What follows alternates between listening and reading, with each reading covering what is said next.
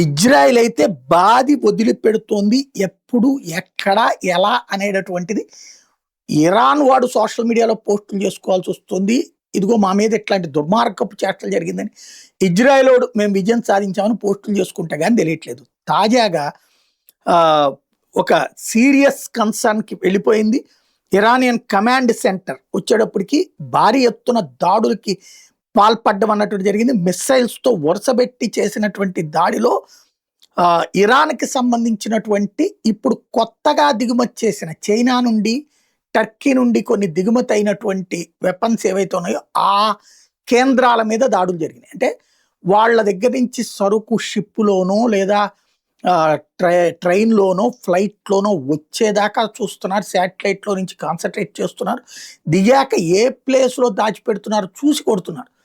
కొండల అడుగున ఉన్నటువంటి సొరంగ మార్గాల్లో వాటిని ఏం చేయలేకపోతున్నారు గానీ, వాటిటి దగ్గరికి డ్రోన్స్ వేసినా, ఆ డ్రోన్స్‌తో తలుపులు పగలగొట్టగలుగుతున్నాయి గానీ, లోపలికి వెళ్ళలేకపోతున్నాయి. మిగతాది మాత్రం విధ్వంసం శరవేగంగా జరుగుతోంది.